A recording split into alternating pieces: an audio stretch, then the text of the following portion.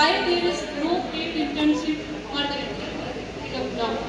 अगर हम देखें मेडिकल फील्ड में तो डॉक्टर जब एक ग्रेजुएट होके जाता है तो जब उसकी हाउस जॉब स्टार्ट होती है गवर्नमेंट की तरफ से उनकी सैलरी स्टार्ट हो जाती है।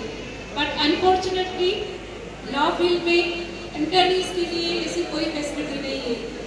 जब वो सर LLB कर रहा होता है स्टूडेंट तो वो अपने पेरेंट्स से ले रहा होता है 5 ईयर्स की वो चलती रहती है। जब वो ग्रेजुएशन तो उसके बाद बंदा मतलब कि एक इंडिपेंडेंट लाइफ होनी चाहिए इस एज तक, लेकिन अनफॉर्चुनेटली हमारे ग्रेजुएट के पास ऐसी कोई अपॉर्चुनिटी नहीं, फाइनेंशियल सपोर्ट नहीं है। सो वाई देयर इज डिस्क्रिमिनेशन। उसके साथ साथ एक चीज़ और सर मैं ऐड करती चलूँ वो ये कि सर जब सीनियर्स जो भी होता है स्टूडेंट जब वो LLB 5 ईयर्स कंप्लीट करके सीनियर के केस हो जाता है तो सर सीनियर्स के पास ऑलरेडी एक रश लगी होती है। इसका इम्पैक्ट ये पड़ता है कि जो इंटर्नी होता है वो ठीक से सीख नहीं पाता। मतलब why there is only work on quantity not quality. अगर चले गवर्नमेंट की तरफ से ऐसी कोई फाइनेंशियल सपोर्ट नहीं है, अगर एक सीनियर लिमिटेड जूनियर रखता है फिर वो अपनी तरफ से भी उनको पे कर सकता है, अगर देन वो एक क्वांटिटी में जब उनके पास आ जाते हैं इंटर्नीज तो ना वो अच्छे से सीख पाते हैं इंटर्नीज, उसके साथ साथ उनके पास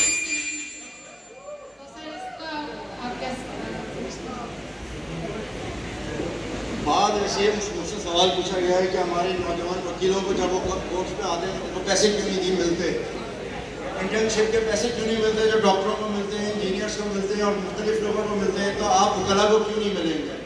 बड़ी बदकिस्मती है कि आपको नहीं मिलेंगे, लेकिन इसको समझने से पहले तो ज़रूरी चीज़ है वो ये समझ लें कि वकालत का जो पेशा है ये कुछ साल पहले चंद 100 साल पहले जब शुरू हुआ तो इसको जब शुरू किया गया तो इसके लिए कुछ रूल्स बनाए गए थे कि कौन से लोग होंगे जो इस प्रोफेशन में आएंगे।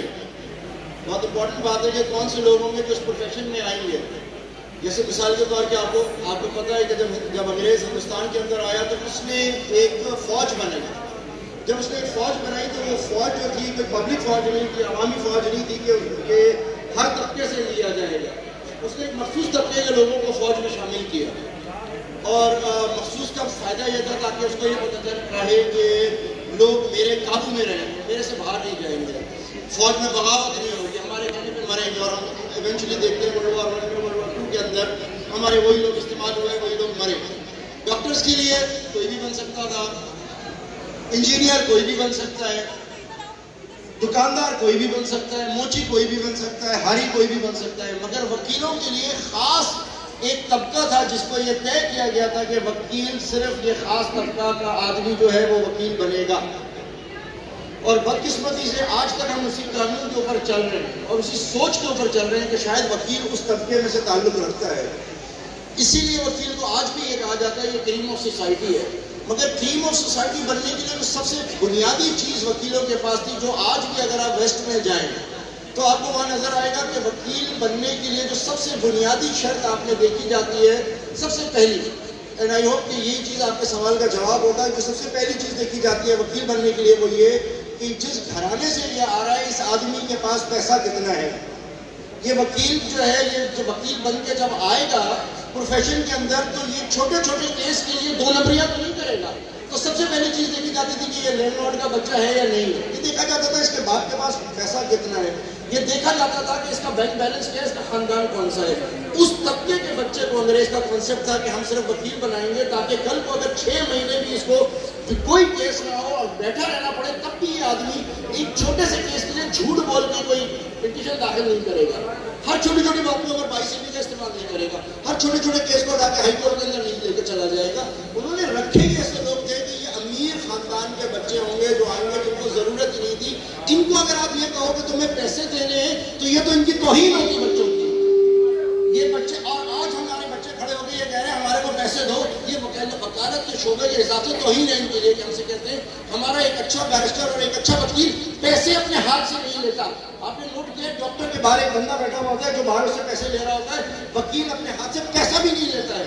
बैरिस्टर एक जेब लगाता है पीछे, जो जाता है जेब के अंदर पैसा दे। लिहाजा आज अगर हम लोगों के पास ये चीज़ हो गई है तो हमें चाहिए कि बार काउंसिल्स पहले कॉन्स्टिट्यूशनली कुछ अमेंड करें, इस चीज़ को अमेंड करें कि भाई हमारे बच्चे को पैसे दिए जाएंगे। हमारे बहुत से नौजवान इस वक्त तहरीक चला रहे हैं, हमारे को पैसे दो। मैं उनको एक ही बात समझाता हूँ कि बच्चों ये फोरम नहीं है, फोरम है कि तुम लोग लेजिस्लेचर्स के पास जाओ और उनको कहो कि हमारे कानून में ये चीज़ डालो। कानून वहाँ से चेंज होगा, उसके बाद बार काउंसिल्स आपका साथ देंगे। इस काम के लिए हमारी बार काउंसिल मौजूद है, सब चीज़ें। तो अगर आपको तनख्वाह नहीं मिल रही, पैसे नहीं मिल रहे, तो इस वजह से नहीं मिल रही क्योंकि आप जिस प्रोफेशन में आए हो ये लॉर्ड्स का प्रोफेशन है, सुना है ना। तो हम इत्तेफाक से बदकिस्मती से आज लॉर्ड नहीं है। अगर हम लॉर्ड नहीं हैं और हम इस प्रोफेशन में आ गए तो इसकी फिर कुछ ज़रूरतें हैं, उनको सीख लो, फिर आपको ज़रूरत ही नहीं होगी इस पैसे की। लेकिन अगर हमें पैसा चाहिए और हर तबके को हम वेलकम करते हैं अगर लॉ में, तो फिर हमें अमेंड करनी पड़ेगी। अंग्रेज़ के कॉन्सेप्ट के मुताबिक हमें नहीं चलना चाहिए। Thank you so much sir.